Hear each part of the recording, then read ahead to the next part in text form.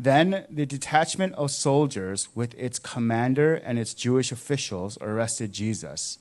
They bound him and brought him first to Annas, who was the father-in-law of Caiaphas, the high priest that year. Caiaphas was the one who had advised the Jewish leaders that it would be good if one man died for the people. Meanwhile, the high priest questioned Jesus about his disciples and his teachings. I have spoken openly to the world, Jesus replied. I have always taught in the synagogues or at the temple, where all the Jews come together. I said nothing in secret. Why question me? Ask those who heard me. Surely they know what I said. When Jesus said this, one of the officials nearby slapped him in the face. Is this the way you answer the high priest? He demanded. If I said something wrong, Jesus replied, testify as to what is wrong. But if I spoke truth, why did you strike me? Then Annas sent him bound to Caiaphas, the high priest. Now, the setting is a continuation from last week's sermon. 200 Roman soldiers, some officials from the Jewish legislation, and the temple police, they arrest Jesus. And they lead him to what we just read is the beginning of really a bogus trial. It's a fake trial. It's a sham of a trial. And we know this right from the beginning because it's night. Now, of course, there's some spiritual significance to that. In the Gospel of John, themes of spiritual light and spiritual darkness are all throughout the Gospel. But this trial is happening at night, signifying both. It's actually night, and this is spiritual darkness happening. And also, most importantly, Jewish courts don't convene at night. There's no night court from Jewish courts. And so we know that something is, at the very least, irregular here. Something's wrong here. Courts don't meet at night. But here we see Jesus, the 200 Roman soldiers, some of the temple police, the Jewish officials, and we see them having this bogus trial. Now, they tie Jesus up in the garden from last week, and they bring him before the high priests. Now, let me ask you a question right from the beginning, and this is kind of a continuation from last week. They tied Jesus up. Do you think that tying God up could actually restrain him?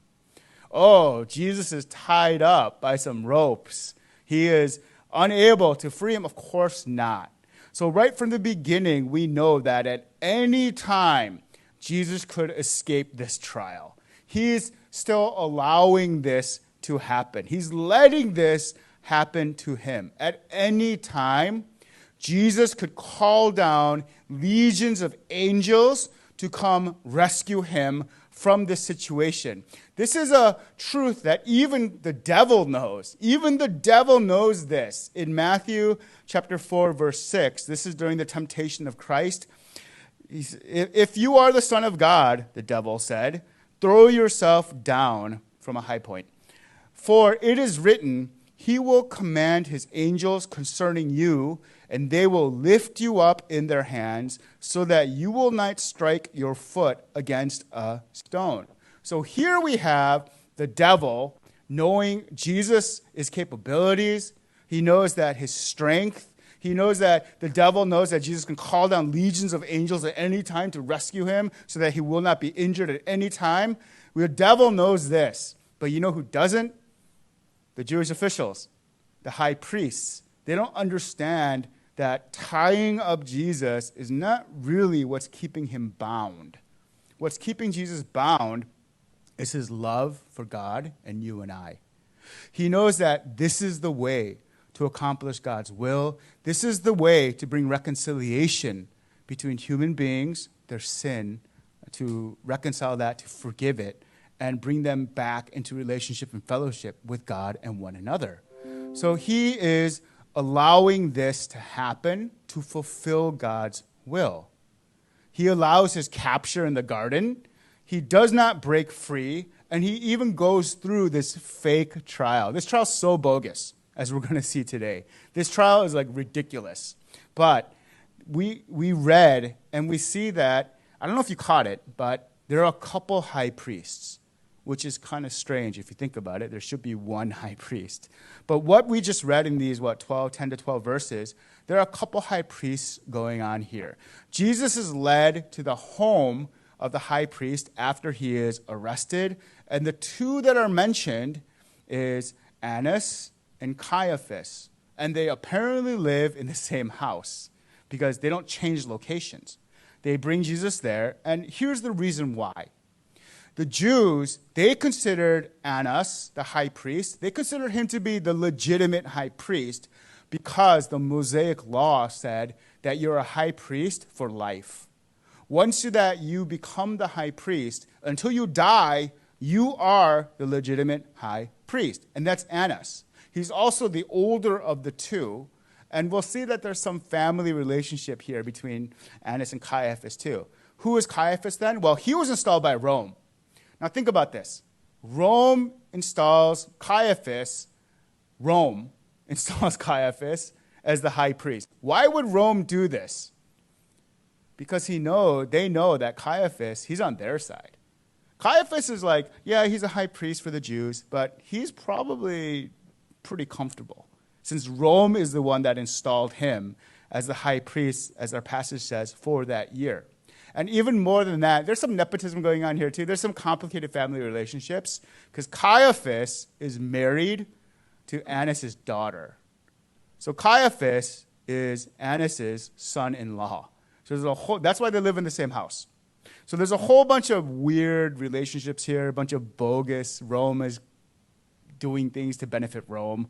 But that's what's going on. And just as a side note, whenever politics and religion mix, religion gets diluted. Because the nature of politics is kind of dirty, right? Bunch of lies and manipulation. But religion or faith should not be that way. So whenever religion and government mix, it usually gets compromised. The religion does, not the government's government. It's going to do what it's going to do. Ever since the early days, right? Government's going to do what government's going to do. It's going to do it the ways that government does it. But religion should not be that way. Faith should not be that way. It's as true in our passage today as it is today, at least in American politics. They should not mix because religion gets compromised. The Jews still consider Annas the legitimate high priest because under the Mosaic law, it's for life. So they bring Jesus to him first. But ultimately, if there's going to be anything that happens through Rome, it has to go through Caiaphas because Caiaphas is Rome's high priest. So we see in our passage in verse 19 that the high priest Annas, again, the older one, the father-in-law, the officially recognized one by the Mosaic law, he interrogates Jesus first. And we see in verse 19, meanwhile, the high priest questioned Jesus about his disciples and his teachings. Now, to be sure, those who brought Jesus there, they want Jesus executed. That's their whole goal. That's their end game, is to have Jesus executed. And their actual charge against Jesus is blasphemy, since Jesus claimed to be God several times. And the Jewish law considers blasphemy punishable by death. And under the Jewish law, it would be by stoning. That's how it would happen. That's the, real reason.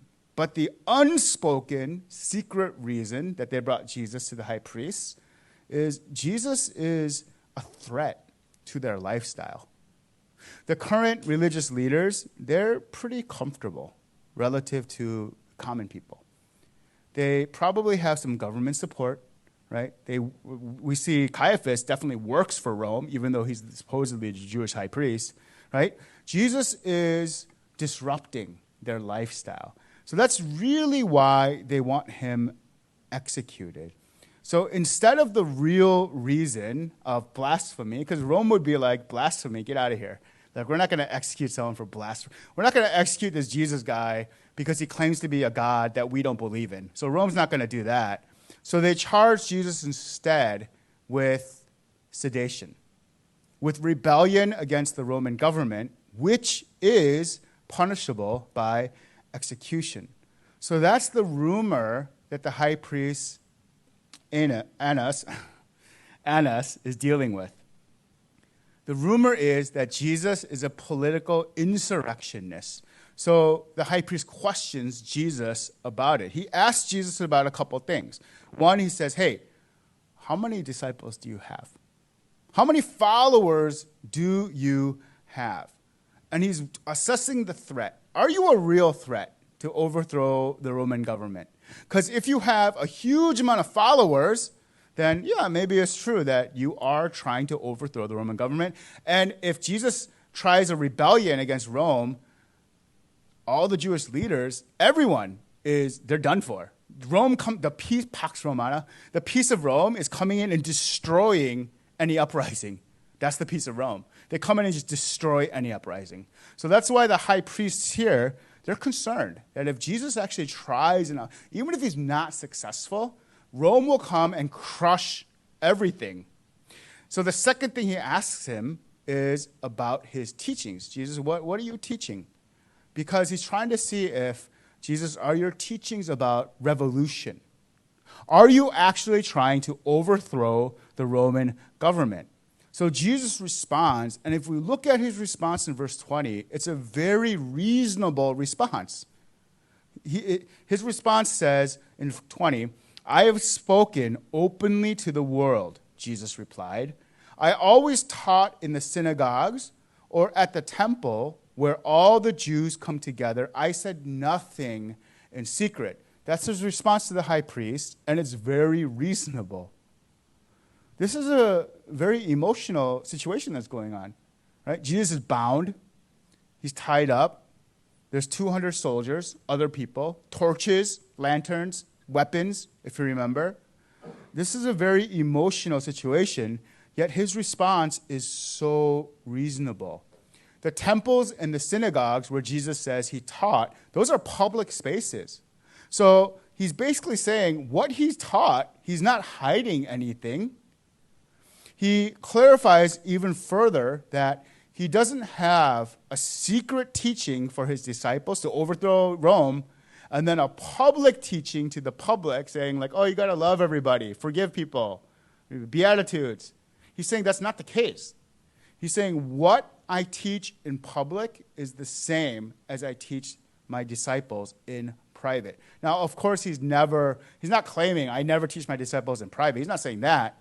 But what he's saying is it's the same. So if you want to hear and know about my message, it's the same in public as it is in private.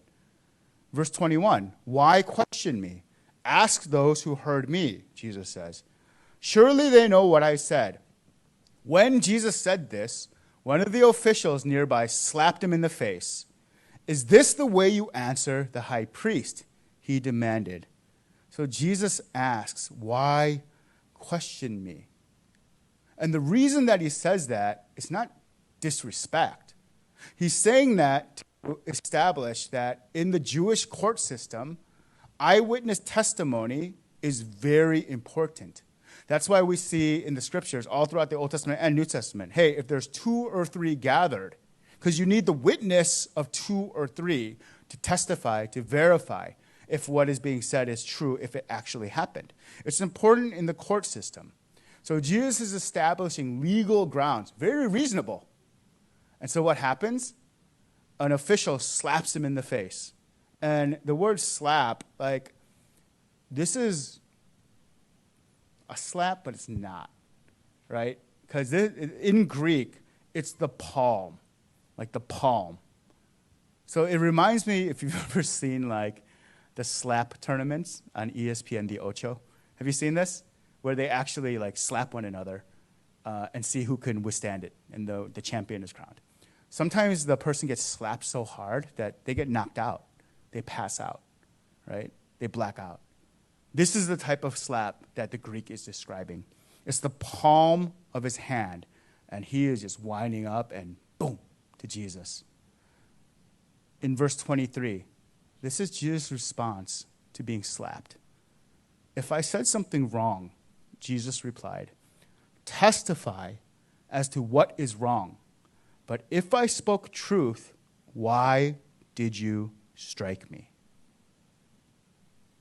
This is amazing. This is such a highly emotional situation that's going on. Jesus just got slapped, like punch slapped in the face. Jesus challenges the temple guard. Hey, you just struck me. Testify in front of this court what I did to deserve that. Testify what I did wrong. And what did the temple guard say? Nothing. Because the temple guard's wrong. Temple guard cannot justify why he slapped Jesus. Even the high priest, the Jews' high priest, he cannot find fault in what Jesus says or what he has done. What criticism did you hear from the high priest? Like, what did Annas say? What did he charge Jesus with? Nothing. There's nothing here that Annas says, this is why you're guilty, Jesus. Even so, Jesus is sent to Caiaphas, the other high priest who lives in the same household, who is the son-in-law of Annas. In verse 24, then Annas sent him bound to Caiaphas, the high priest. You understand, like reading between the lines right here, this is bad. This is not a fair trial for Jesus. This is fake. Annas actually did a pretty good job, but he sends him to Caiaphas. And this is not a good sign. We already see the temple guard abusing Jesus. He didn't do anything wrong. And even though Annas cannot find any fault in Jesus' testimony, he sends him to Caiaphas. Any request for execution has to go through Caiaphas. Because Caiaphas is the official under Rome. He's the Roman high priest for the Jews. The outcome of this fake trial, it's already been predetermined. Why is Jesus bound? Why is he still tied up? Like, this whole time he's tied up. He gets investigated by that first high priest. He's still tied up. And then he gets sent to the second high priest. He's still tied up like a criminal. Like, what has Jesus done so that he should be tied up? He left the upper room Last Supper, celebrating the Passover. They prayed in the upper room, and then he went to the garden to pray, and then he went voluntarily with this angry mob and 200 soldiers. He told Peter to put his dagger away when Peter's lopping off heads, and he's still bound like a dangerous criminal. Why? What has he done to merit this type of treatment? This trial is just for show. The decision to execute Jesus has already been predetermined. This trial is just really for Rome. That's really what it's about. Like, have you ever went through a job interview and I've been through both scenarios. I knew that they want me. I knew that I'm going to get this job. And going through the job interview is just like a formality to say, like, oh, we're gonna go through this. Oh, we selected you. Yay, praise God.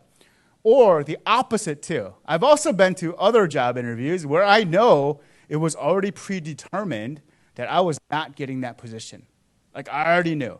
But we just have to go through that job interview to say to the public, PR, oh, we went through a job interview, we interviewed him, and we assessed blah, blah, blah, and we decided we're going to go in a different direction. Like, I've been through both. This is what's going on with Jesus. He's going through the trial, but everyone knows the outcome has already been determined. Jesus knows it. The priests know it. The people, everyone knows. This has already been predetermined. In chapter 18, verse 14, Caiaphas was the one who had advised the Jewish leaders that it would be good if one man died for the people. Okay, you're like, all right, Caiaphas, when did he advise this? In chapter 11. We're in chapter 18 right now. We're towards the end of John's gospel. Caiaphas, the high priest by Rome, recommended that Jesus should die in chapter 11. That's like halfway through the gospel. And ever since Caiaphas recommended this, they've been on the hunt for Jesus. They've been looking for opportunities to either like accidentally kill him or kidnap him or find him. They've been looking for Jesus to get him since chapter 11 at the very latest. Actually, truthfully told, in the Gospel of John, if you notice, when did Jesus turn over the tables in the temple? In the other Gospels, like Matthew, Mark, Luke, he turns it over towards the end of his ministry, right? But in the Gospel of John, it's like chapter 2. Ever since Jesus clears the temple in the Gospel of John, way early on, they've been looking to get him, right, in John's narrative. And Caiaphas officially comes out. This is an official meeting with the Jewish leaders, the Sadducees, the Pharisees, some of the temple officials, Caiaphas. And they're saying, what are we going to do about this Jesus guy in chapter 11? And Caiaphas is like, he really says, you dummies know nothing. It's better for one man to die than for all of us to suffer, for Rome to come in and crush us all. The outcome of today's interaction was predetermined. And as soon as Jesus went to Caiaphas, that's the first official step. Because any request for execution has to go through Caiaphas. And even though blasphemy is an executable charge in the Mosaic law, they would stone them to death, Rome does not allow Jews to execute that death penalty.